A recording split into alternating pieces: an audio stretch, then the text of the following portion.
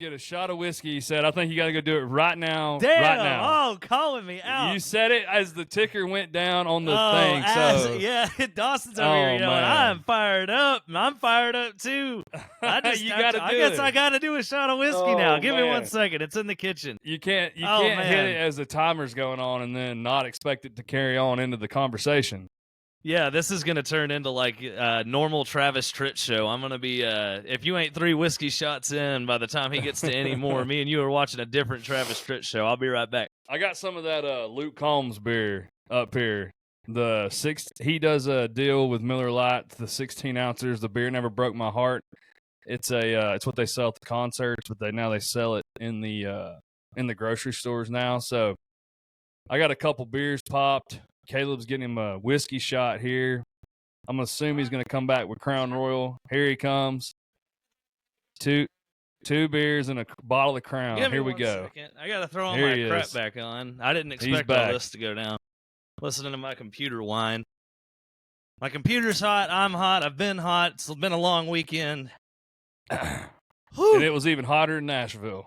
Yeah, and it was even hotter in Nashville. All right, here's to Dawson Edwards. May he ever one time, sometime in his lifetime, do a shot with me.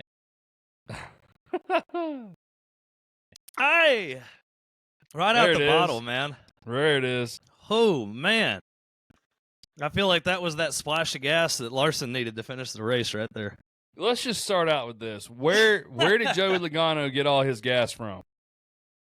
Man.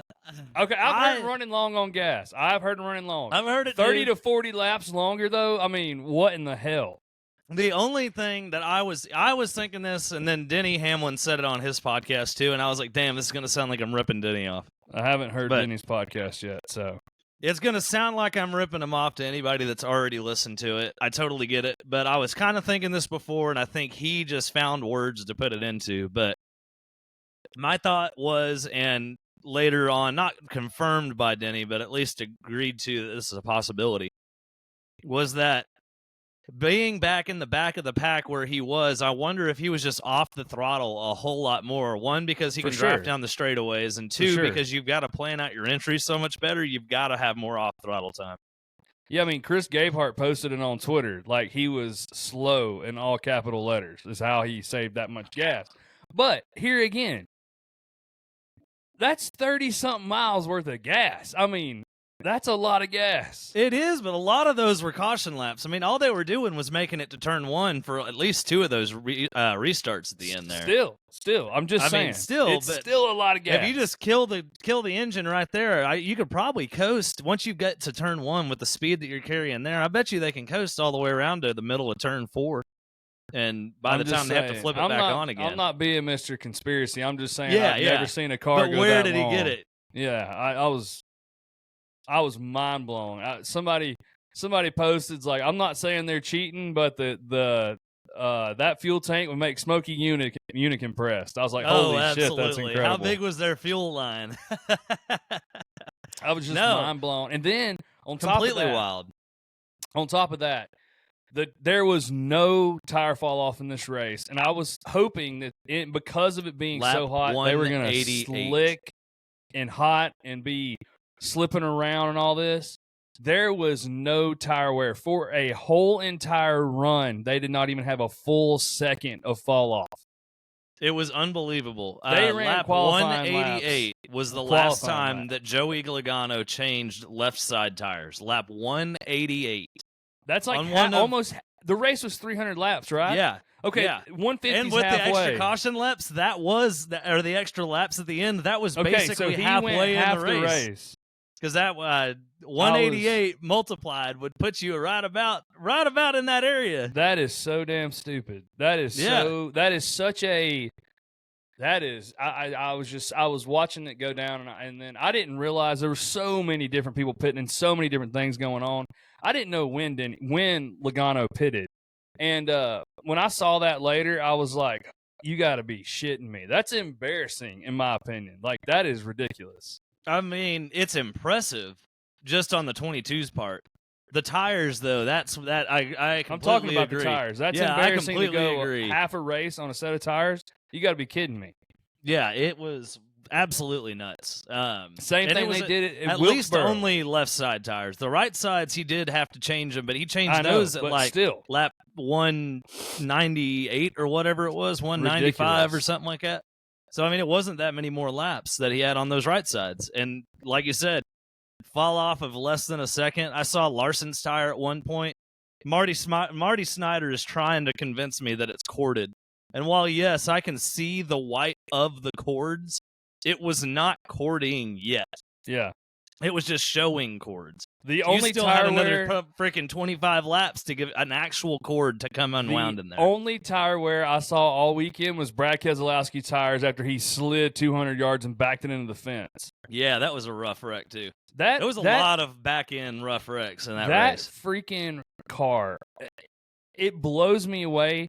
We have seen guys bump the wall and break parts on that car that I would have been like, that car is totally fine looking at it. And then you see Brad Keselowski back into the wall so hard that his knee bends his steering wheel, and they finish the race only one lap down in 24th or 25th place. 25th place. What in the absolute hell is up with that? Yeah, how there's in the no world? not that there has to be consistency with wrecks. I'm just saying there are race cars that look perfectly fine that have to be stopped on pit road because they can't drive anymore, and then you can hit that car backwards going probably 130 miles an hour, so hard that his knee bends the steering wheel. Brad, I wish we could see a picture I didn't even of his see top that. of his thigh. That's insane. I can't imagine how bad that hurt. Yeah, so I texted Brandon. I was texted you in the group with Brandon and said, I've never heard in my whole entire life, I have never heard of a race car driver ask for a new steering wheel. And when he said that, I was like, did he wreck so hard that the steering wheel is bent? First off, if you wreck so hard that you bend your steering wheel, I have no idea how your car is still rolling. And he finished the race. The interior guy went down to the other pit box, grabs a box that has a brand new wheel in it. They take the bent wheel off, put it on there, and then Brandon sent us the video. Brad hits the wall backwards. His knees come up and hit the steering wheel, and it whomps it like this because his right knee hits it like this. So say the steering wheel is this way, it bends it like this. Completely like bent. bending a plate in half. Yeah, and so the top of his thigh is probably so bruised and sore and swollen right now on Tuesday that I just couldn't even I couldn't even imagine how sore and bruised it probably is. And that car they did go 3 laps down, but because of all the cautions, they hacked back all the way to 25th, and the car was still running. Dude, there was a lot of wild finishes despite incident or bad pit strategy, all sorts of different stuff going on, but you're going to have that when you're coming down to 5 overtime restarts and a fuel mileage race all combined into one. I mean, it's just the biggest cluster of trying to predict where anyone's going to finish it all. Yeah, it was just absolutely wild. I don't know where you stand. I don't know if you ever talked about it. I'm here for overtime finishes because I was around back in the day and even at races when a wreck would happen with 4 to go on the backstretch, and then that's just it. And that is the biggest letdown in the absolute world. I think it's absolutely, completely dumb that we're even having I get why you're bringing it up because it's been brought up a shitload. Yeah. I think it's absolutely stupid that the one time we have a record-setting number of overtime restarts. I get that that's a big deal and that should be talked about. But why the hell is everybody so quick to ask, should we do this? Should we not? Yeah. You're talking about a rule that's been in place for, 5-6 years now that they have unlimited restarts? Because it wasn't that way when I started watching in 2017. It was very recent after that. It came in, I'm pretty positive is how it was. It came in, you had one shot at a green, white, checkered finish, overtime, one shot.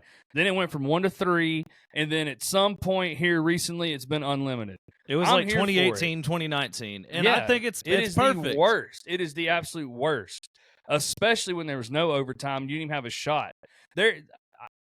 I'm just saying, Dale Earnhardt only. And this is going to be, people are going to rail me for this. Dale Earnhardt won the Daytona 500 under caution in 1998. Like, we didn't even get to see a true finish to one of the greatest races ever. Yeah. And it is what it is. Back then it was normal. All the time. It happened all the time. So I don't want back anybody then it was like normal. wrecks at the end or fucking this new thing. They're not. Wrecks happen at the end of a race, and you paid money to see the end of that game. We don't go to baseball games, and they don't just end it. they'll play do overtime till it all unlimited the way- innings. Unlimited innings. Football, they only do one quarter. It sucks that football games can tie. I hate that, and so does everybody else. But college football games, they do not tie. They will go unlimited overtimes. Everybody does unlimited overtime.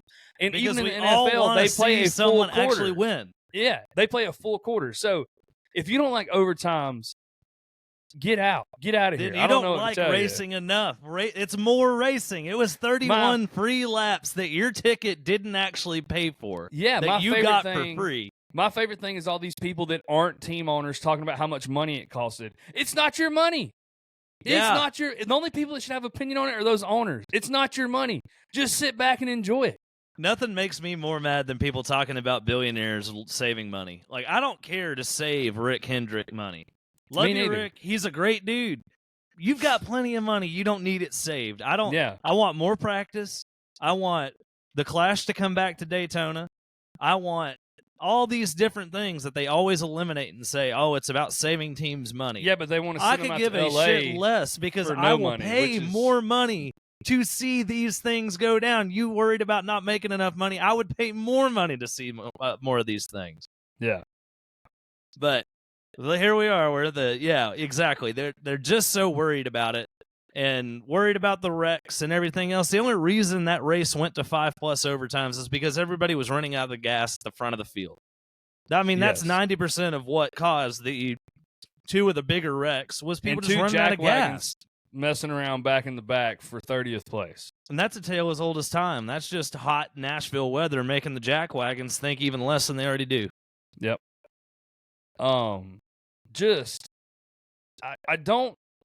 I enjoyed the race, but it was my first time ever seeing a Nashville race not from the crowd. You as well. Yeah. So it was that was funny. That was interesting to me because I've never even seen the Nashville from a camera ever. That's I've never funny. even I would went back. always go back home and rewatch it just so I Yeah, could I've pick up never- anything that I might have missed. Yeah, I've never watched one on the TV or anything. And it was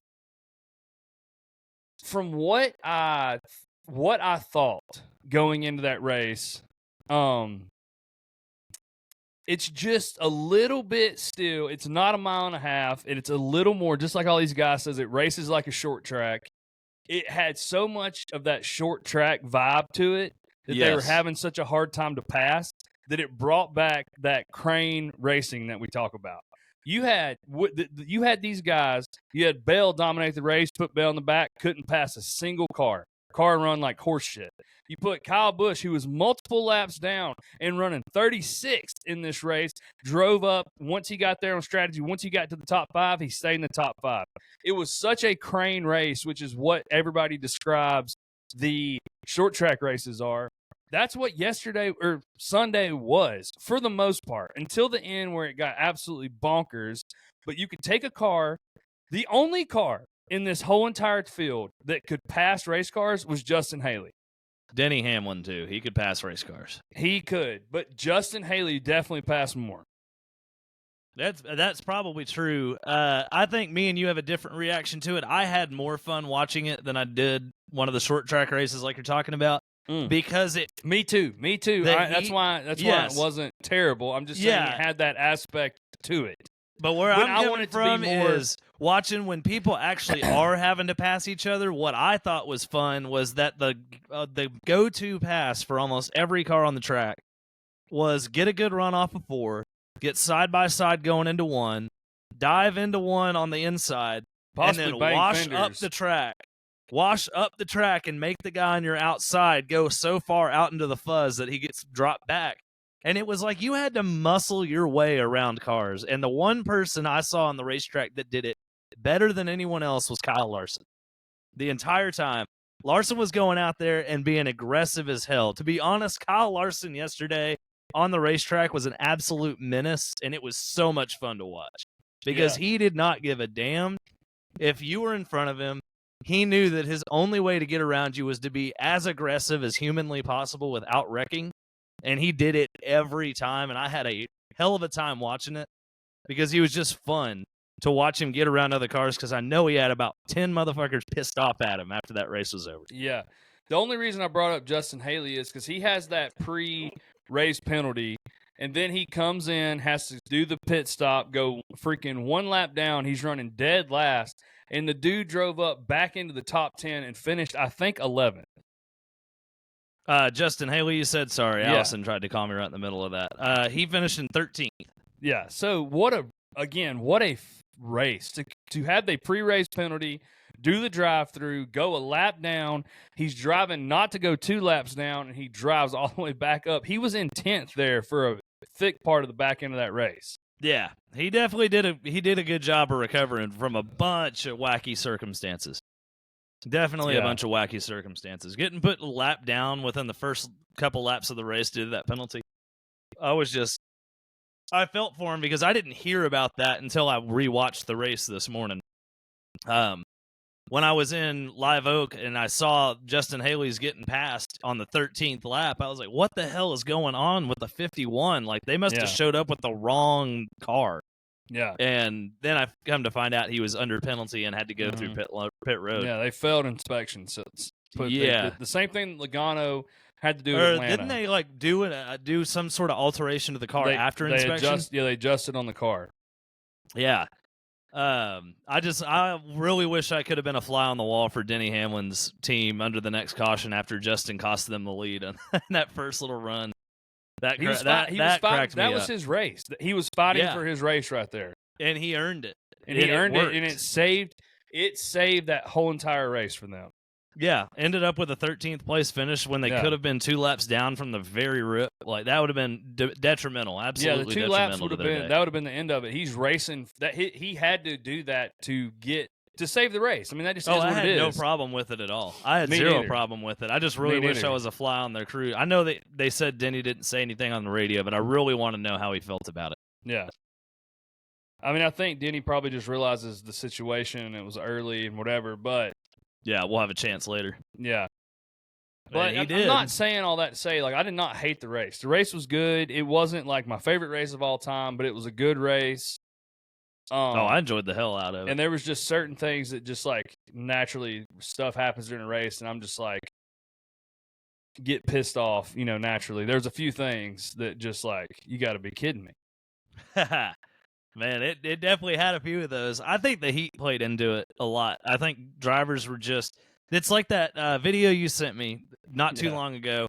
When you're on a work site and it's nice and pretty outside or it's nice and cold and you leave something in the truck and it makes you have to take like a 30-minute walk back, your buddy's going to look at you and be like, oh, man, don't worry about it. I'll go get it. It's all fine. And then as soon as you put them in 115-degree weather, golly, you god darn mother, what's good for you? And this and that, just yelling at each other. That's exactly how I felt the Nashville race went. It was just a bunch of guys out there where normally you do something and it's not that big of a deal. And this time you do something and Carson Hocevar is going to right hook you into caution. Oh, God. Carson Hocevar is the ultimate hack. I posted that on Twitter. He is the ultimate hack. I'm off the train. Not that I really ever was on the train. It's hilarious. Again, Zane Smith has a top 10 on a non-plate track before Corey LaJoie. I'll give him credit when credit's due, how good he has ran this year, but he has so much of that BS in him that he cannot get away from it. Yeah, I really think that in the Cup Series, he's not going to be able to get away with it for very long. So somebody's going to punch him square between the eyes. Without a doubt. But I got to always remind myself he's 21 years old, and I know that's old enough to have to answer for your decisions, but it's definitely young enough to where you're going to make some stupid ones along the way. Totally. And I think that's exactly what he's going through right now. I think you give him... like we've talked about before, 21, 19, or 87. If you're in the Cup race, you were held to a certain standard. Yeah, it doesn't matter absolutely. What age. And that standard is going to get... under caution is not up to that standard. Didn't he get penalized already? No. That's why everybody's freaking out. Dang. Wild. I don't think that's something that goes on for the rest of his career. I think he gets that stuff figured out. Because someone's going to punch him in the nose. Exactly. I mean, it's either he's going to get punched in the nose, he's going to get wrecked, or he's not going to be able to do anything in the Cup Series for a little bit because nobody's going to give him the room because everyone just expects, oh, this guy's going to be a dick if I don't. Yeah. Well, he's going to be that way even if I do, so fine, I'll make his life harder. So I think that's something that he's either going to learn and fix it, or he's going to not be in the Cup Series for very much longer because he keeps on pissing everybody off. Yeah, Because whenever your ride dries up, you're going to need somewhere to go, and if you piss off every team in the garage, you're going to have nowhere left that wants you. Yeah, I just thought that was so over the line for what the situation was. I mean, Harrison blocked him on the backstretch, which every single driver in that field blocks everyone, especially in today's times. And you're going to get so over the top under caution where you speed up under caution, hit a guy in the ass, and then right hook him. I was one of those things. I just was. If I was Harrison Burton, I'd have set his bus on fire. I mean, I would have been so mad. Oh, yeah. There's definitely plenty of examples of people doing that kind of stuff and getting penalties, so it's not without precedent, and it definitely warrants one. So I am right there with you. And it's just like I talked about on DBC last week. He wrecked himself under caution to get a caution, just like he used to do in the Truck Series. Yep. SMT had it where he goes in the corner, slams on the gas, gets the tire spinning, hits the brakes, spins it out. No penalty, no nothing. So until something happens, whether it is someone does it to him or NASCAR steps in, it's going to keep happening until there's some repercussion somewhere. Oh, without a doubt. I'll wait and see what those repercussions are. In the meantime, it's keeping me plenty entertained just watching him do his thing. And I'm here for it, how hard he's been driving and how good he's been doing. But yeah, that's something that's pretty inexcusable. So until he gets that kind of stuff figured out, it'd be hard-pressed to call myself a fan. I used to hate that guy, and he's definitely won me over a little bit more, so I can't just throw it all back and take all that back just for one bad incident in a really hot, tough race. But yeah, we'll just see how it goes going forward. I can imagine that Harrison's going to have something to do about it in the next 2 weeks or so. I hope so. Maybe not at the street course, because I don't think you're even going to see Harrison Burton making about 3 corners in that street course before he wrecks out. But we'll see what he does on the week after. He's not going to be in that car anymore, so. Yeah, exactly. And it's not going to be Chase Briscoe, so who knows who's going to take it over. Maybe Carson Hocevar is going to take over. Yeah, I don't think that's happening either. But Adam Stern posted today on Twitter that it's Josh Berry's ride. So they said they're making an announcement on Wednesday, tomorrow. So we'll see. Man, I'd love to hear that. I really want to see where Josh Berry ends up, and I think that's a great organization for Josh. He seems like such a homegrown kind of guy. Yeah, that I feel like a family-owned team like that is somewhere I feel like he could thrive. Yeah, I do think that we'll get the Josh Berry. win. Didn't he? Oh no, he got wrecked out there at the end. He was running really good up until the end. Yeah, he got spun out one of those cautions and was down in the grass at the end. It was a hell of a day for SHR in a weird way. 2 top 10s. Hell yeah! And guess who made a bet? Yeah, I was going to let on you those talk about exact that. 2 top 10s, man. Dude, that was the only bet. So for everybody back at home, all 11 of you. Sorry, Megan. I'm still going to say 11. It's too funny not to. I put this bet in after listening to Dirty Mo Doe because I've watched Ryan Preece win at Nashville in person, and he won it, I think, a second time. And then I knew he could race this racetrack, and then Noah Gragson's been doing really good. And I thought maybe something will happen here. He's running pretty good on concrete. So I put a double top 10 bet in. Ryan Preece at plus 700 parlayed with Noah Gragson at plus 360, which means that this bet was plus 3,580 for both of them to get a top 10, which is astronomical odds. And they ended up, Ryan was the better finisher when I thought he was going to be the guy that got wrecked out at some point, and I never would see it. He was the better finisher, and Gragson ended right at 10th place. And I was watching that battle at the very end of the race because I didn't check my bet until I watched this morning. I watched that race at the very end. It was him, and I can't remember who he was racing against, but they were just neck and neck for 10th place and ended up pulling it out. So $2 turned into about 75. So that's easily the best bet I've ever placed. I think that's the best bet either one of us. I think that's the highest hitting bet we've ever, between me and you have ever had. Because the biggest one I ever had was the $5 bet that won 75. I don't know Yeah. what those odds would have been, and yours was a $2 bet that hit 75. So Yeah. that's probably the highest hitting odds bet between me and you that's ever been hit, I think. Yeah. It was awesome. I was here for it because I was like, oh my God, I think I hit that. And it was the only bet I made all weekend, and it happened to be probably the best money bet I've ever made. And I posted it on Twitter and tagged Alex Timms, the Tampa Timms guy on Dirty Mo Doe. Mm-hmm. I tagged him in it and said, this is all credit due to y'all for giving Steve Letarte, Ryan Priest to finish in top 10 because Steve was giving them a whole bunch of crap for making that bet or making that pick. And he responded back and said, man, you're playing with house money for the rest of the year. Congrats. So it just cracked me up. Yeah. That's awesome. Heck yeah. I'll take my wins and I'll go home because now I've got some money to bet with for the rest of the year. Hopefully I won't have to put any more money in because that usually doesn't happen. Yeah. That's a good time. I made 4 bets and I had Chastain top 5, which was hitting. Which was hitting. Till it wasn't. Till it hit the wall. And then I had Reddick, Larson, and Keselowski all to win. And at one point, for the whole second and part of the third stage, they were running second, third, and fourth. And I was like, yeah, I am sitting in good shape right here. And then I just wasn't. But then, though, at the end of the race, I told Lindsay, I was like, Reddick has the best tires and everything of all these guys here at the end. And I'm not sure where he lined up at. And then he was coming on the last part, and I was like, holy shit, he's going to win this race. And then he ran high. I just wish he would have ran low if he could have got down there. Because all I know how to do at that point was just slide up, take his lane away, and then it's between him and the wall. So that's the easiest one to go. I wish Reddick could have got low and got up under Logano and then could have ran him high. That would have been awesome. But yeah, that's the problem. When the guy goes low and you go high, all he's got to do is let go of the steering wheel, and he's right in front of you. Yep. Whereas if you go low, even if he goes low right in front of you, at least there's nowhere for him to block you to. Yeah. So that was where I was really thought coming to that on that when he was there. I was like, he's got the tires, he's got the gas. I was like, he's got this. And then Logano just never ran out of gas or anything, and I was like, holy shit.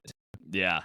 Just it was a rough end of the day for Reddick for sure. And you could tell in his interview he was dejected. He was down. He was down bad, dude.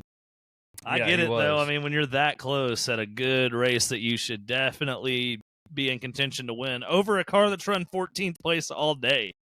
You finish second and third in the stages, and you're racing against a guy that's barely managed to see the top 10. Yeah. It's just a tough it's a tough L to take for sure. Yeah, but that's what the aero blocking does for you. He's in the playoffs now, but Logano has, unless they just come on some insane run, which I don't see it yet because they ain't had speed nowhere except North Wilkesboro. Yeah. And they didn't have speed yesterday, and it took 5 overtimes and half the field wrecking and half the field running out of gas to get there. Yes. He's in the playoffs, agree. which is great. Love what you're saying. That is the most non-threatening. He's like Suarez in the playoffs. That is the most non-threatening playoff driver of the however many are locked in, 8 or 9. I don't even know. However many are locked in. Yeah, I mean, you are exactly right. The 4 first people out of the playoffs are easily going to be the 99, the 22, the 2, and whoever else points in. Yeah. That's going to be it. Agree. I mean, I agree. Logano, I will be the first one to say Logano is a good enough driver that if they can just figure out their race cars and put their program back where it needs to be, that dude could come in with 0 playoff points and be a threat to get to the championship round. He's that good of a driver. Yeah. I just don't his team has not had that moment yet where you could say they have something in the tank. Right now, it's like we're running on half a tank and hoping to God we get there. Just like they were in that race. Yeah, because, I mean, you even look back to the championship that he won and the championship that Blaney won. While they may have both had to get to the end of the year before they finally had the good enough run to make it happen, they each in their individual championship seasons showed strength throughout the year of running in the top 10, running in the top 5, almost getting a win here. Running fairly poorly at other places, don't get me wrong, but they had those moments where they really shined through and they seemed like a normal contending for the win type of day. This year, Joey Logano really has not had that. He's never once been contending for those big moments like that until right just then, where he just kind of lucks into one and gets it because of all the factors that you just said. So it's just hard to say that this win's really going to change anything for them. Yeah, it's just you're in. I mean, that's cool. Yeah. But that's what kind of drives me nuts about the 16 guys being in the playoffs is you always you have those guys every single year that just barely get in or just snuck out a win here or whatever. And then, yeah, they're the first 4 out. It's been that way since the beginning of this whole thing started. Yeah. And that's where, like, that's just what I love about the top 10, man. The top 10, you show up to the racetrack and run top 10 or better, and you should be rewarded to be in the championship because those are the 10 best drivers of the year. That's just, I thought that was, I loved the chase back in the day when it was 10 guys, 10 races, and just all out. It was just awesome. But I don't know. Maybe that's just the old man in me. But Logano's going to be, he just has nothing going right now. So he's just no threat. Yeah. And same as the 99, dude. The 1 car outruns the 99 car by 20 spots every week. And the 2 car. He gets outrun by his teammates every week, and we're already talking about his teammate that outruns him every week, how he doesn't even have a chance in the playoffs. So how do you expect the 2 car? Or how does anyone expect the 2 car? Yeah. I did hear one of the funniest things, though, I think I've ever heard, that somebody called in to Door Bumper Clear on their reaction theater. Somebody called Joey Logano the double douchebag instead of the double deuce, and I cracked up. That was top-tier comedy. I was drinking a drink going on the road when the lady called in and said that TJ Majors looked so hot in his cool suit and she wanted to give him the Hawk Tua. I almost pissed my pants. Please. Oh, next dude, caller, please. Next caller, please. I almost pissed my pants. That was so funny. Damn, we need to set up a fake phone number too. We need to set up a fake phone number, and Allison can just call in and give us some kind of crap every single week.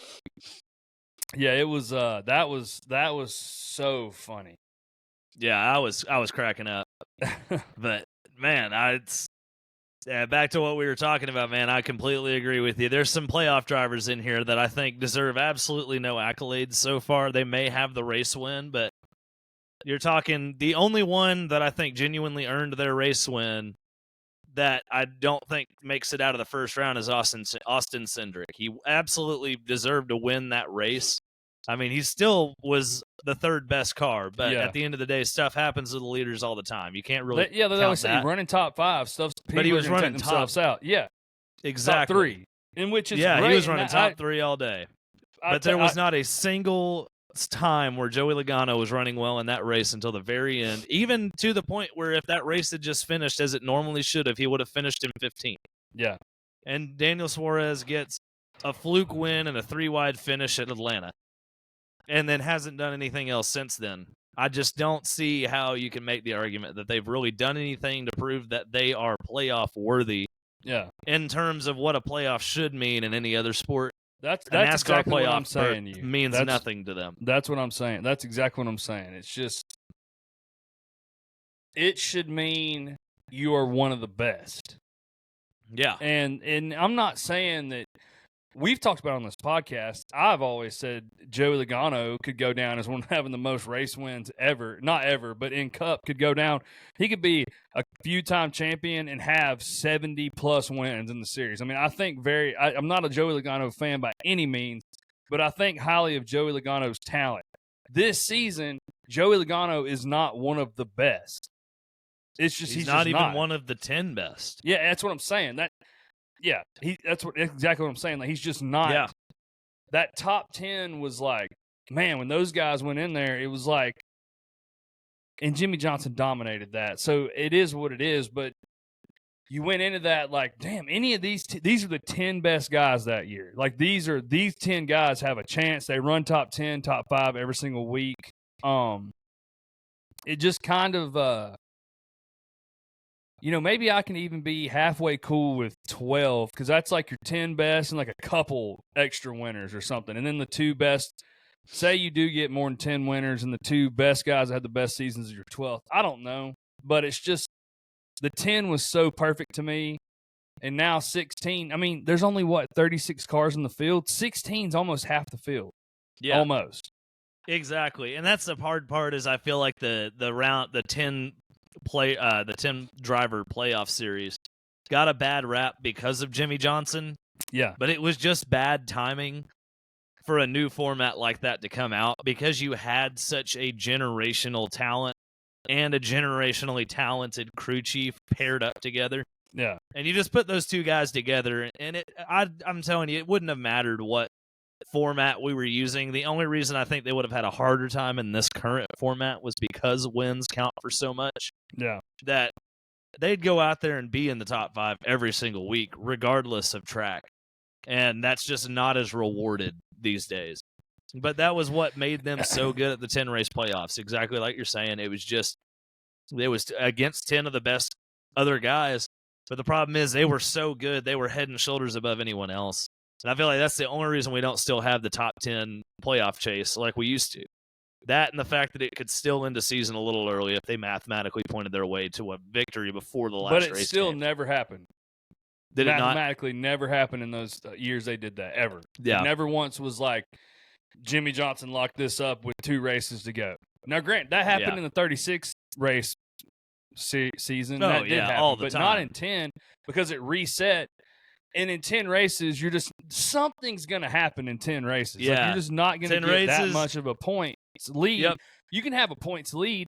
And yes, Jimmy Johnson would go to the last race and he just had to finish. As long as he finished, say, 15th or better, he locked it up. I'm not saying that didn't happen. I'm saying it never once happened to where he could have just not even shown up the last 2 weeks and they would have won. That never happened. And that 10 race playoff distance is like perfect. Amazing. It's amazing. It's just a big enough sample size to where you had to run consistently, and it's about more than just the wins, but it's also about the losses you take in the middle there.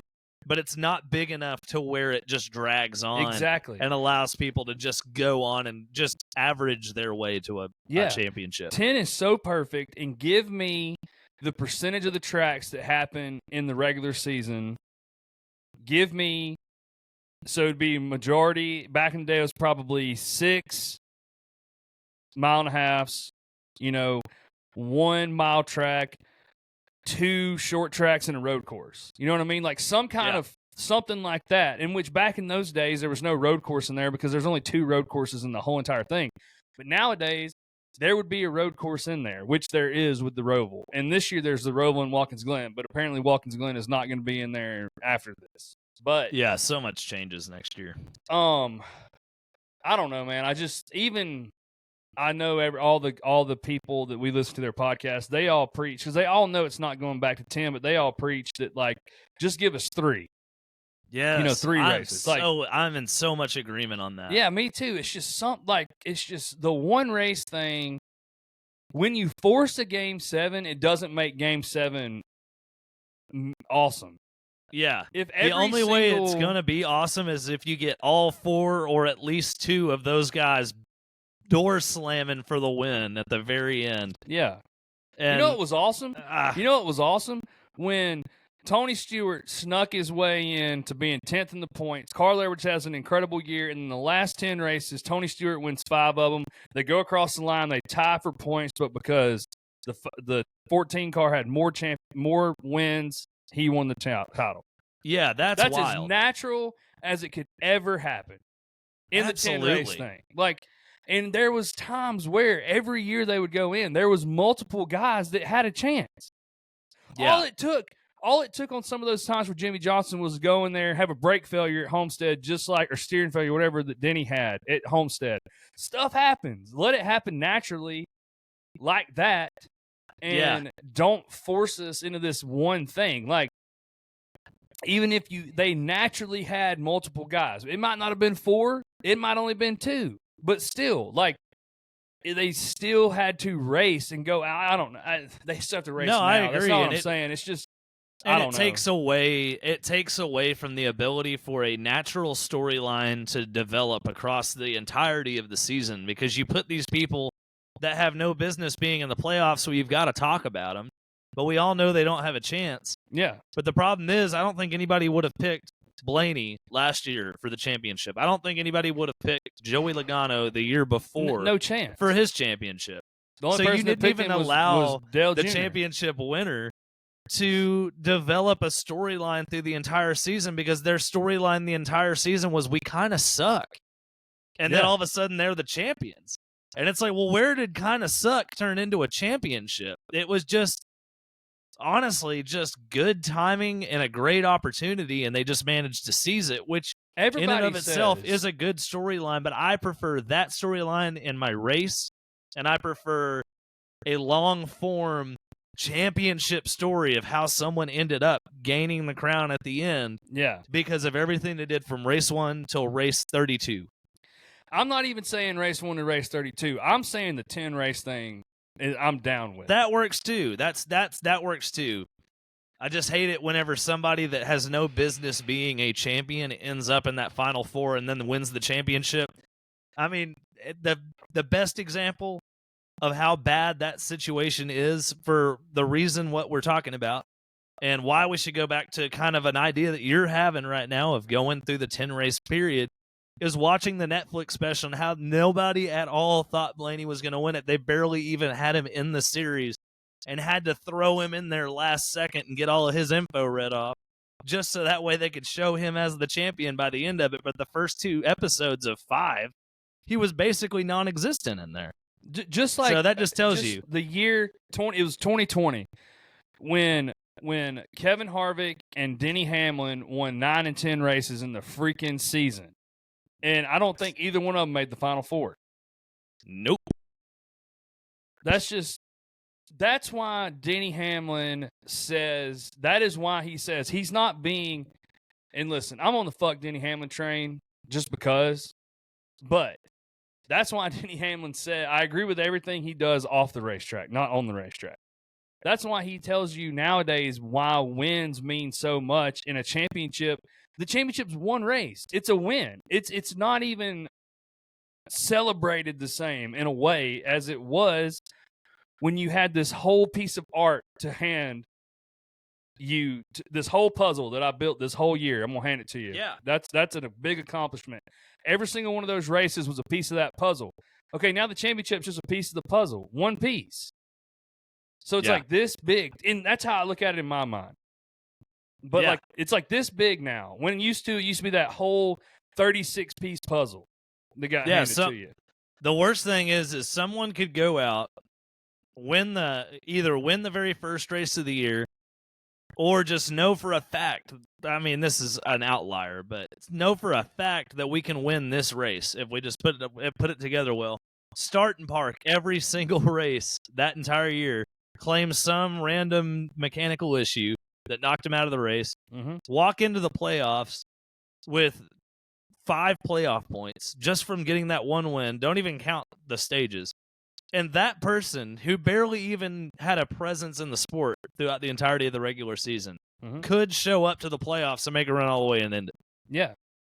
You could go out there and not give a damn if I don't know how long the regular season is off the top of my head. 26 races. 26 races. You could go out there and have one good winning race, and 25 you barely even do a lap.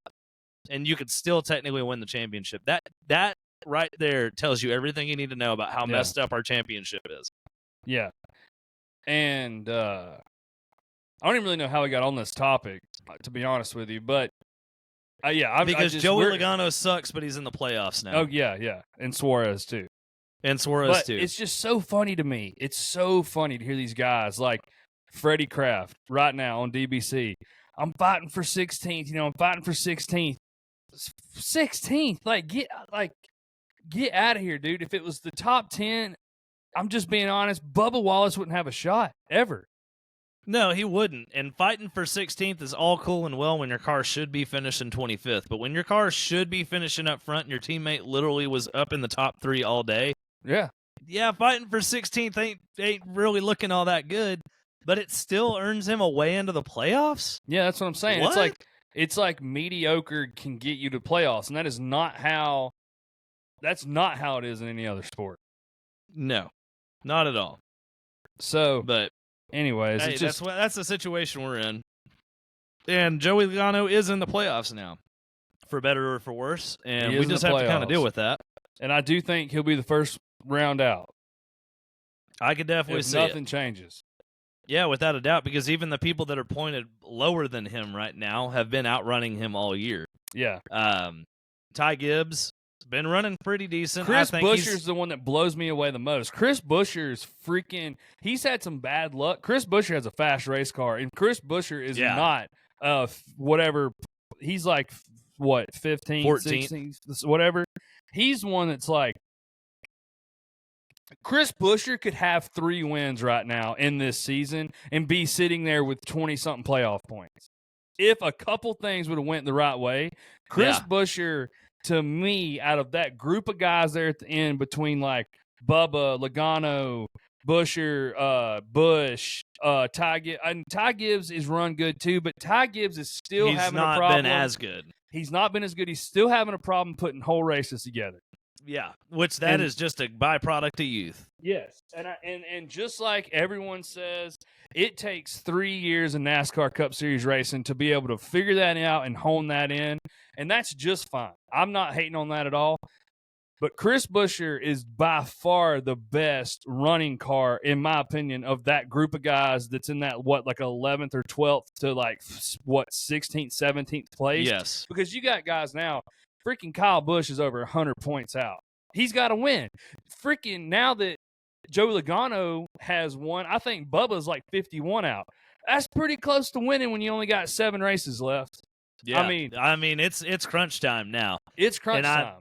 And I don't know who I see dropping out of there. You got some crazy stuff coming. You got the Chicago, Pocono, Michigan, freaking Indianapolis. Indianapolis. I wasn't shooting you a bird there. I was just my finger I was using to point with. Buescher won Michigan last year. You know what I'm saying? So it's like, these guys, like Buescher, Buescher's going to win a race. I would almost bet, if I could make a bet that Buescher gets a win before the end of these next 7 races, I'm taking that bet. Yeah.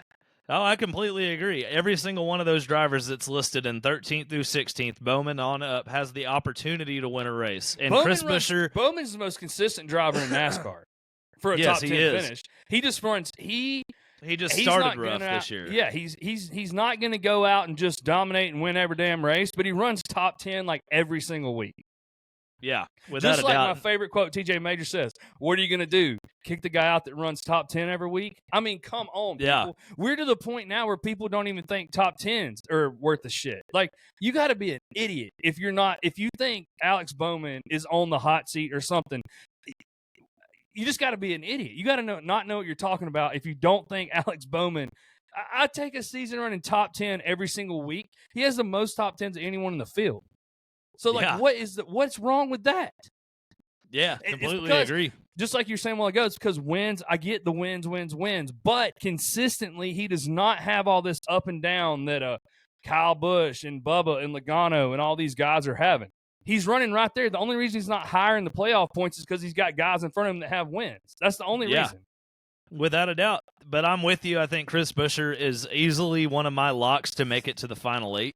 Just because he will run consistently enough and he will get those wins that he needs at some point to put his place in there and cement it. He just performs really well under pressure. He doesn't overdrive the car. He always ends up getting there. He's a level-headed guy. Yeah. And can keep cool and calm in that high-pressure craziness.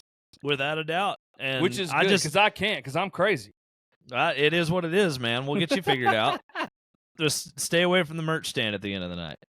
It's a lot of drunk people over there. The only person I'm really worried about a little bit is, honestly, I'd have to say it, Ross Chastain. I mean, I just have not seen the Ross be the Ross thing, like his ability to go up there and make a name for himself, his ability to do anything. He is, out of all the guys that are running back there on the back end of those playoffs, I think he is my pick for the other guy. That Cindric, Logano, Suarez, and Chastain, and I was putting Chastain close to my Final Four at the beginning of the year, and I'm starting to get worried about that guy because he may have had a good run at Nashville, but last time this year, Nashville was the last race he ran really good at, and then everything fell apart after that. And I just haven't seen him running consistently enough in the top 5. He may be running in the top 10 at times, but I have not seen his name popping up near enough for me to have the confidence in him like I used to. So he's another one that I'm picking to be a first round out if he makes it to the playoffs, which at 66 above, a bad race puts him right into that hunt for the bubble, which granted, it's the same for all those guys down there. But I think he's the one I feel like I'm worried about the most. Yeah. I don't know. The only thing about Chastain is he outruns the 99 by 20 spots every week. So is Trackhouse not as dominant as they were a year or two ago? I don't know. But Chastain has not been the same since he got his PP slapped. Yeah. He's not been the same. R.I.P. It's Scott true. Minkley. But he's not been the same. That's a Scott Minkley quote, so I had to hit him with that. That's but so funny. He has not been the same since that day. He's not been the same. Yeah. The only day I saw him be old Ross was at Phoenix when he was blocking the shit out of Blaney. It's true. That was old Ross, and he won that race. That's old Ross. Yeah, and yesterday when he was blocking the shit out of Hamlin, I was having so much fun watching that.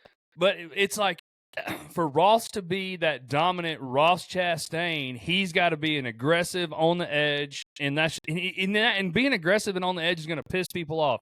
Ross has to pick a side of the fence. He can't be Mr. Nice Guy or Mr. Aggressive. Well, he can't be both. He runs better when he's Mr. Aggressive and everyone's pissed off at him. And if only I was Penske him, drivers can be that way. I would just lean into that. And that's where I'm performing my best. That's just what it's got to be. I'm sorry. If you don't like it, outrun me. Get out of my way. Either drive too far ahead of me where I can't ever reach you, or stop complaining. Yeah. Yeah, that's great stuff. Golly, I'm trying to think of what all even happened in the middle of this race now. We've gone on such a tangent, and I loved every single second of it. Me too. Coming around to the end, we had all these damn restarts and everything. Got people running out of gas. You got Kyle Busch getting wrecked out of the race by your boy over there. One of the most awesomest things ever was Kyle Busch doing a burnout on the start-finish line, getting out and doing a bow. I mean, that's amazing. I didn't even know he did the bow. I missed the bow. Yeah, dude. There's fan videos and everything of him doing the bow right there. I mean, it was just top tier. I love it. That's such a Kyle Busch move right there. I loved it. That's a Kyle Busch I miss. I feel like angry Kyle Busch is coming back because he is finishing so crap right now. Dude, Kyle Busch, let me hit you with this stat right here that I saw yesterday.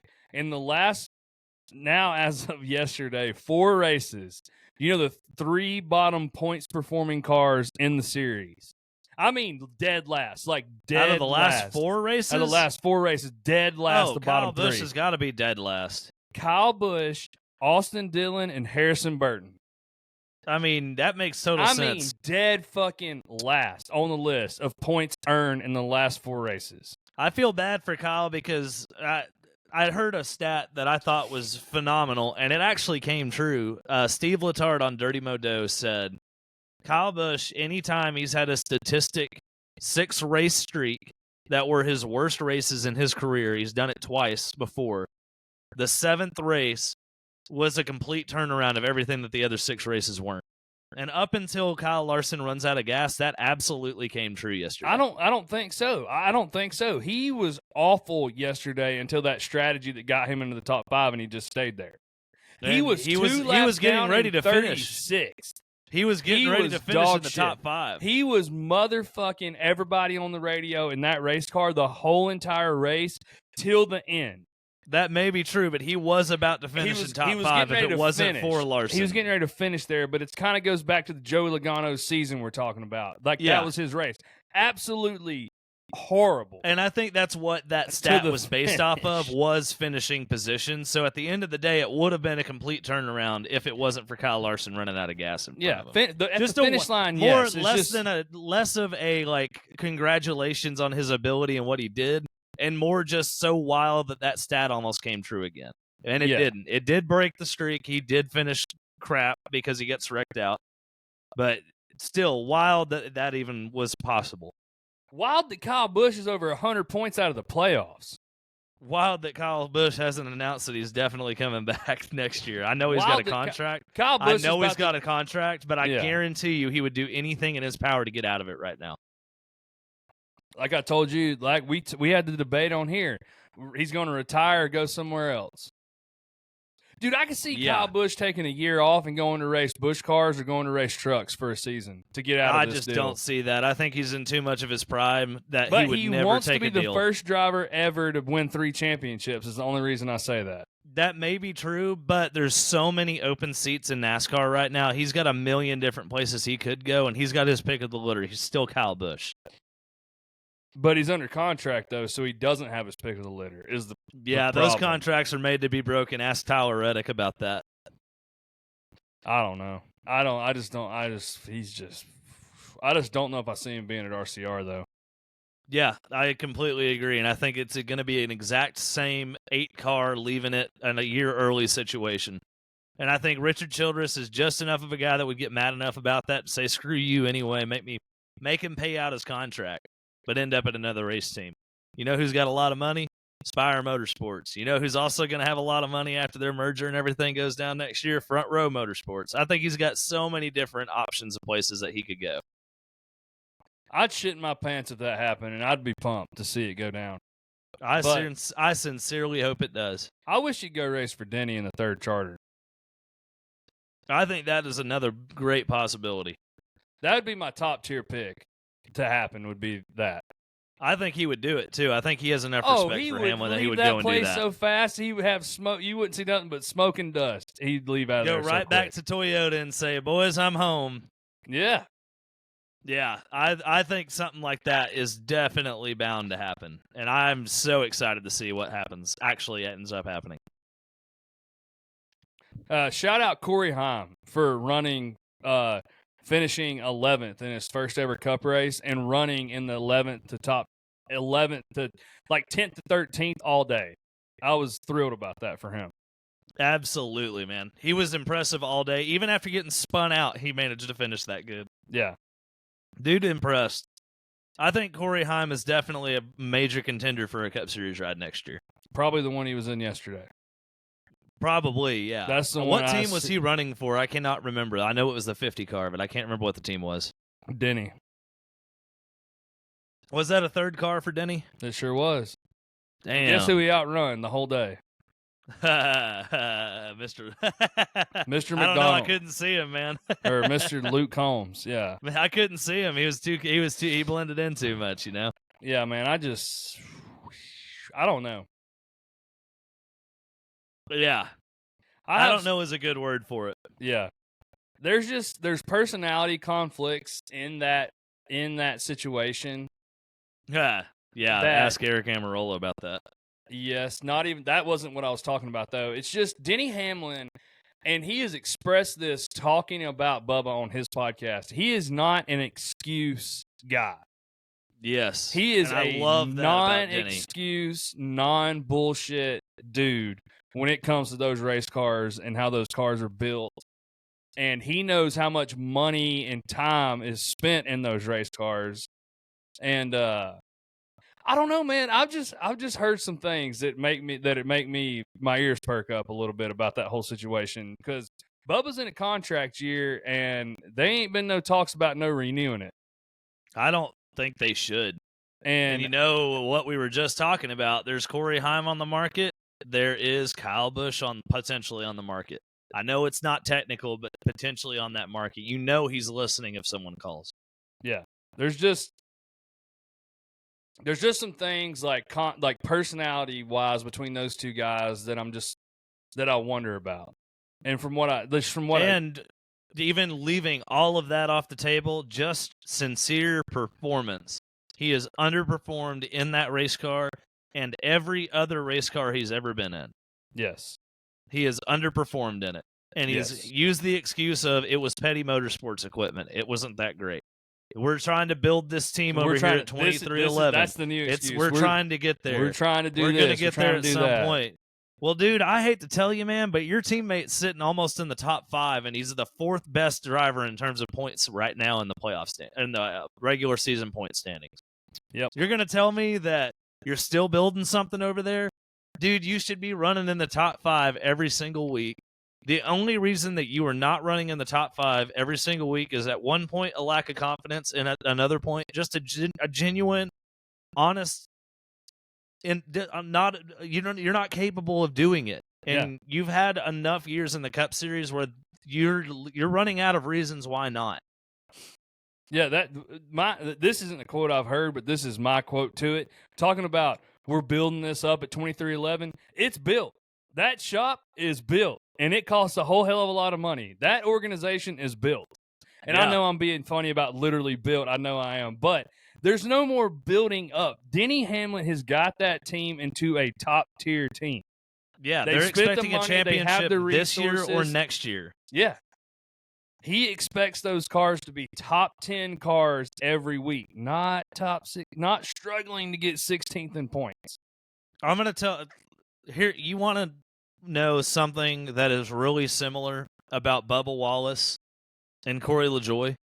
They have a lot of excuses. And BJ McLeod and Cody Ware. And name any other backmarker driver that's ever raced in the NASCAR Cup Series. You know what they all have in common with Bubba Wallace? 90% of their success at a racetrack came at Daytona. And you know why? Because it's the one racetrack where it's the least amount based off of skill and it's the most amount based off of luck and ability to move your way through the draft. And you're telling me that the same set of people that look at that as an opportunity race because they have no ability to have opportunity are going out there and having their best results on these plate tracks. And you've got a guy who's driving one of the best pieces of race equipment on the track who is saying the same thing. If that doesn't tell you something, I don't know what else to tell you about what Bubba Wallace is doing for 2311. Bubba Wallace is doing the same thing that any other backmarker driver in the entire series could do by going to Daytona, performing extremely well, and then leaving that racetrack and being non-existent until it pops back up later in the year. That's a good point. That's a good point. And you don't want to be a driver on a top-tier team and think your only chance of getting a good finish is at the six plate races throughout the year. Yeah. And really only one of them because he really doesn't perform phenomenally at Talladega. It's really just Daytona. Yeah, you don't want to be in that. You don't want to be that guy. Like those. Yeah, that was a great analogy. I mean, those guys. You look at those places for the backmarker guys where they can hang out and, as the birds fall out of the tree, they can make their way up to the nest, kind of thing.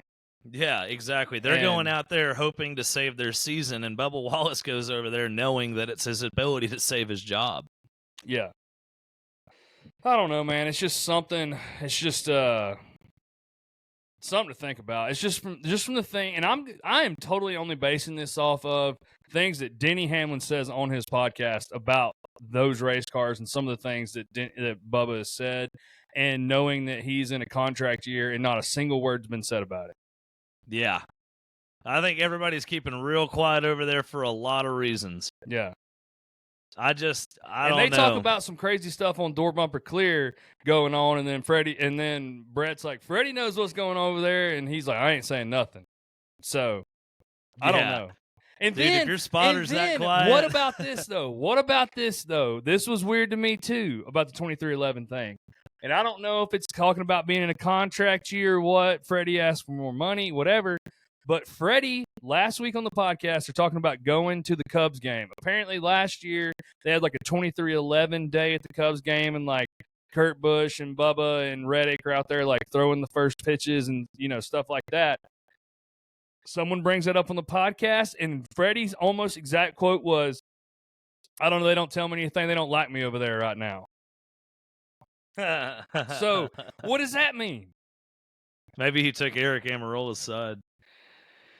That's another thing that we talked about that was also true, that I never in a million years I said it on here. I was like, I don't believe that. I think that's the biggest wad of horseshit I've ever heard. Yeah. And then it comes out being true, and I'm like, wow, some Twitter account that, like, I only saw that posted one time, and it was true. That blew me away. I just don't even know what to think about any of that. I really don't. They didn't give any kind of details. They didn't say anything. All we know is that they claimed that Eric was the aggressor. And there And was at the end of the day, in the competition meeting. I don't get what could possibly happen at a Toyota, not even a JGR, but a Toyota competition meeting. Yeah. What could happen that would cause Eric to be such to come out and try to fight one of the main drivers for that racing organization? I just don't understand. I don't know either. I was The only thing I can think is that Bubba said something off the damn cuff, because you know how Bubba can be. This is all conjecture. I'm not saying that he did anything. It could have been that Eric just came in there with a full head of steam and just punched the crap out of him. I don't know. I don't know either. I don't even have looking from the outside. I probably shouldn't make any prediction, but it's just I could see a lot of different scenarios playing out there, and I don't really get that. Yeah. And at the end of the day, why is Bubba involved in a fight? I mean, Bubba, the only thing he needs to be fighting for right now is his job. Yeah. I don't know either. I just can't. I was so mind blown that it was true that I was just mind blown about that. Honestly, I could not believe that it was a true statement. You know, the only person I haven't heard from yet is Eric. Yeah, and I heard he's coming back. Yeah, at Charlotte, maybe, or Indy, or something like that. No, his ride at Charlotte was taken away from him. Okay, that was why Charlotte was in the conversation. But I don't know where his next race is. I hope he does well. Dawson absolutely hates your gut, dude. He's already won in that car this year. He won at Martinsville. Yeah, he has. Dude, shout out to the crew chief of that 20 car. That dude can crew chief a damn race, because he's won with 4 different drivers and twice with the same one. So he's already run 5 times this year for a car that is only going for owner's championship points. And if he ain't in the lead, I don't know who could possibly be, because he's got 5 wins with 4 drivers in that car. That is unbelievable to me. They run that car every week, right? They do. It's sitting 3rd in the owner's championship right now. It's like the All-Star, not you know what I mean? It's like it's had John Hunter Nemechek, it's had Eric Amarola, and there's been 2 other people go in there and win. There you go. That have gone down there and won in that race car. That dude is setting up a damn race car. If he doesn't have a NASCAR Cup Series career next year, I'd be very surprised. Do you know who the crew chief is? I cannot remember his name off the top of my head, but I bet you I can find it out pretty quick. We can give him a shout out on our podcast. Yeah, he definitely appreciate deserves that. Yeah, he will. No doubt about it. Oh, but anyway, Chicago. That's enough about all the other things. Chicago coming up this week. Does SVG repeat? No. He doesn't? No, I don't think he repeats. You know why I don't think he repeats? Why's that? I think everybody bullies him on the racetrack. Without a doubt. I think everybody's car in front of SVG, just for the principle of the situation last year and everybody having an ego and a pride thing, everybody's bumper is going to be double the size that it normally is. Yeah, I think the only advantage that he had going into last year, being a brand new driver, was that he was a brand new driver. No one expected that. And when he went out there and was running up front, it was racing in the rain, something he's very familiar with that nobody in the Cup Series really is. And he was able to go out there and set down lap times that no one could compete with. Mm-hmm. Put him on that same racetrack, if it's dry, and given a year of experience in NASCAR, making friends, making enemies, doing all the things that you do as a NASCAR driver, learning new habits, learning bad habits, learning good habits, I think it equalizes him out a little bit.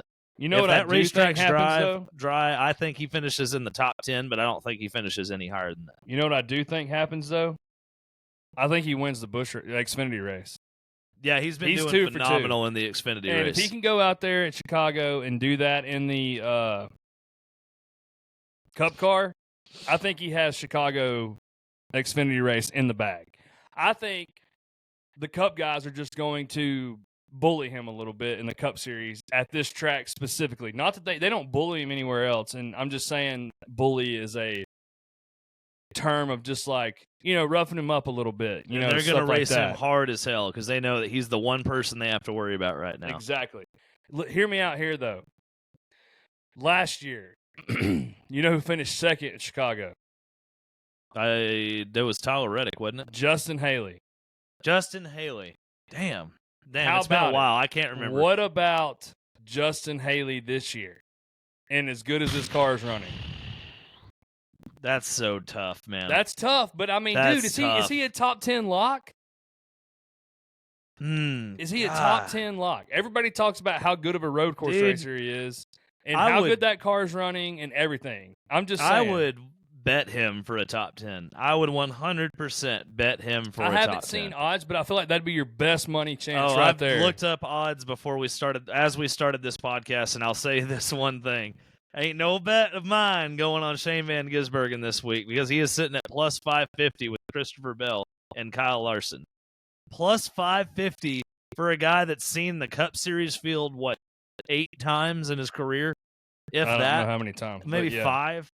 No way I'm betting somebody plus 550. I don't care how good he was there last year. Too much time has passed. Too many things have been learned and unlearned. What's Justin Haley for a top 10? Top 10 lines have not been released Tell yet. me what he is Justin for a top Haley 5. right now for a top 5 is sitting at plus 1,200. So you just got to imagine that's got to at least be plus 1,500. I'd probably say it's going to be between 1,500 and 2,000 for Justin Haley. It would go down. Oh, you're right. It would go down. I honestly thought it'd be way 800 to 1,200. Yeah, it's gonna. Yeah, if he's 1,200 for a top 5, he's gonna be 800ish for a top. Dude, 10. anything 300 and over, I'll bet him on a top 10. Same.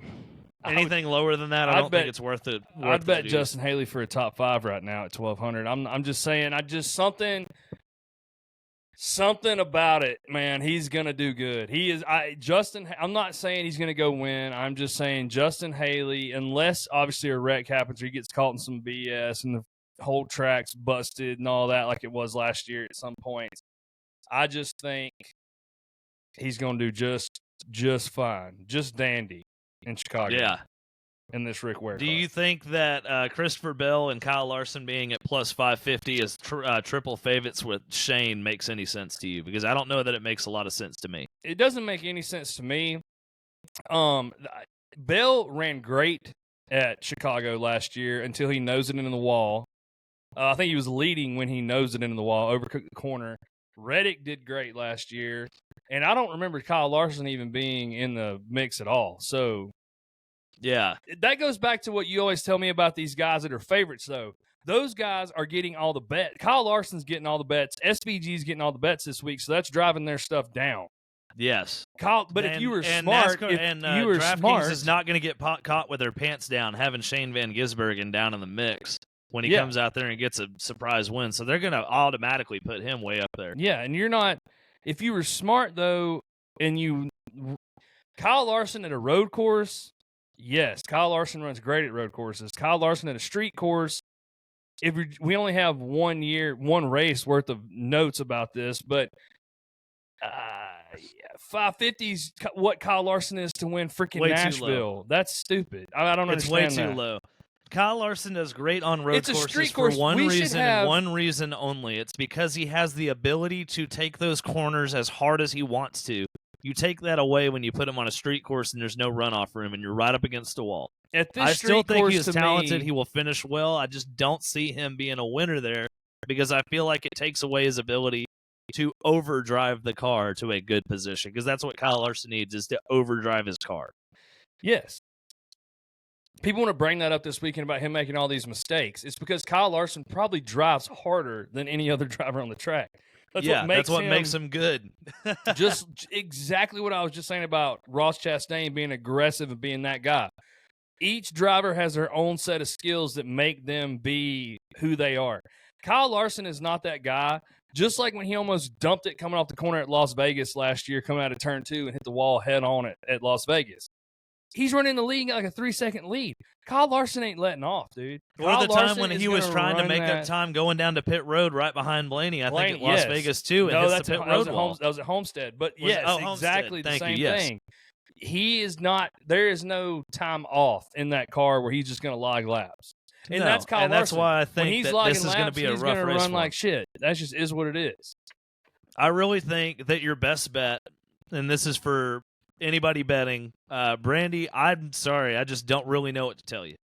This is a tough one because Mom gets 5 choices. So Mom and Megan, they can go off SVG, Bell, Reddick, Haley, and McDowell, maybe something like that. That's 5 guys that they haven't used and things like that they could go in with.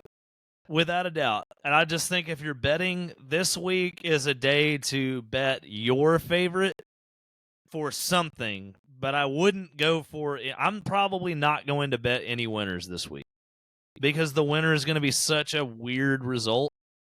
I'm basically looking at matchups, groups, and top tens this week because I feel like Haley that's top where your 10 money is is my going to be. lock. That's my Justin lock Haley bet. top 10 is a phenomenal pick. I bet Michael McDowell top 10 is going to be another one.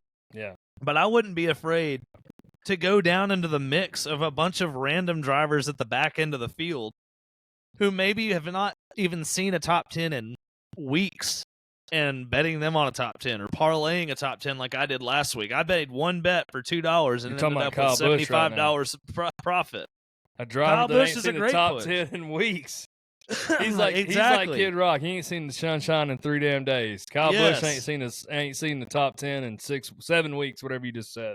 But that's pretty much what you have to do is go in here not expecting to pick the winner, but expecting to be able to pick someone from the back end of the field to have a better day than usual because this racetrack is going to chew people up and spit people out like it did last year. But it's going to be even wilder because it's going to be dry. So you're not going to have people taking it easy into corners, trying to gauge where their brake balance is and this and that. They're going to go in there with a lot more confidence of knowing how that race car drives at a road course. And you're going to have somebody wreck in front of the whole field and stack them up in a big wad of cars at the end of one of these turns. Mm-hmm. So that's what you got to watch out for, I think, is you're just going to get lucky if you pick the winner. You're also still going to get kind of lucky if you pick a top 5. I think this is a great day to look at some of those wild or odd top 10 guys and maybe parlay in a few matchups. But really, I think this is a day where you make a few wild bets and hope to God they pay off and just have fun watching it because I don't think anybody that tells you that they know what's going to happen in this race cannot say that without their fingers crossed behind their back. Yeah. I just looked at the weather. The weather's clear and 80 degrees, so I don't really think we got to worry about rain. Well, there you go. I mean, I think this is going to be a year of a bunch of wild stuff and wrecks. So just keep your TV on and hope for the best for whatever driver you pick to try to run up there to the front because just like I did last week and just like you've done a few times and all, we pick somebody that probably would have looked crazy when we picked it, but by the end of the race, it just so happens that they end up being there. So, yeah, I say just go into this one with more the idea of having fun than making money. Yeah. I'm excited about it. My favorite thing is just the unknown, like always. So yeah, that's where I'm at with it. I hope it stays dry. I want to see it race dry, not have record-breaking floods and everything else and tires floating down pit road and all that like they had last year. So let's see it run in the dry and see what happens. Yeah, absolutely.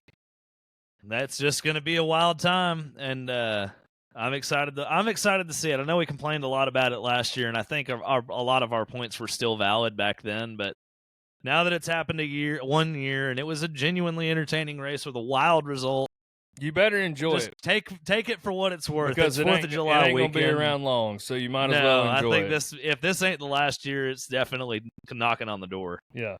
These inner city races are definitely not as popular as they used to be. Yeah.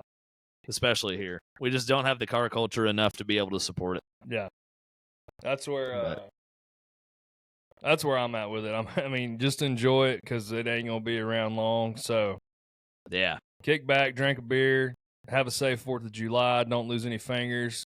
Caleb's coming to town. Caleb and Allison bringing the camper. Heck yeah. First time pulling that sucker. Let's hope we don't die going down Mont Eagle. Yeah, I hope that doesn't happen. Definitely going to be beers drank, probably some hamburgers ate. Probably the same Don't bring thing. the dog this time, too. Hell yeah. Stella. Yeah. Probably the same thing will happen on Sunday as well. Some hamburgers and beer will be drank there you go. For the cup race. There it is. But yeah, we're off. We got a little time to for hang the with next 2 weeks. Yeah, it's a nice little reboot. So I'm excited for it. I've enjoyed my couple days off so far. I've been working my ass off in the yard fixing some stuff. So Heck yeah. I Got got some a yard chickens that moved needs mowing. around. Woo! I got a yard that needs mowing so bad. It looks like those little crabs and that crabgrass and Jimmy Neutron back in the day. If you remember what I'm talking about, you're an OG. But that's what my lawn looks like right now. Caleb probably get 20 ticks on him trying to mow his grass. No, we got a guy for that now. We're done with all that. That's over with. I haven't seen a tick on me in over a month. Fingers crossed. That might change today in your long grass, though. We'll see. Heck yeah. Well, y'all, thanks for listening to us jabber on. We had a hell of a time watching this one. Hope y'all did too. You can find me online anywhere at Caleb Conrady. Dawson Edwards music for me. Raised Rowdy Nikki T, Matt Burrell, Raised Rowdy, Raised Rowdy Racing. Heck yeah. Find us. Go get you one of these fancy dancy. I know y'all can't see it, but Nikki T and Matt Burrell just put out a great new hat You for got to 4th show of it July. to us. You didn't show me even when you told me about it. I got to see what the Heck front yeah, says. you got to go find you one of these. It is a ball cap. It's got the stripes on the bill. It's got the stars on the cap portion. It says freedom and freedom and freedom and country music on the front. And it Hell says yeah. Raised Rowdy across the back. So when I'm wearing this sucker backwards, I'm still advertising. There we go. This might be my new favorite hat for this weekend. So go get y'all one. It's awesome. Nikki T and Matt Burrell, just reach out to them and ask them where you can get it. Yep. I'm sure they'll have an event near you at some point if you're in the Nashville area. But otherwise, if you look me up online, you'll find me at that handle. But if you need me in person, you'll probably find me on the Runaway Truck Ramp on the downside of Mont Eagle on I-24. Just come out there and say hi. I might just break the grill out right there and just start cooking for all the guys running AAA down there. So bring your bad self. Just make sure you bring some chips. I don't know that we'll have any. And some other water than that, for the y'all, dog. and some water for the dog. She's going to need it. She's going to be thirsty. So All anyway, right. Thank y'all for y'all have listening. a great 4th of July. Here's the freedom. Woo! Peace.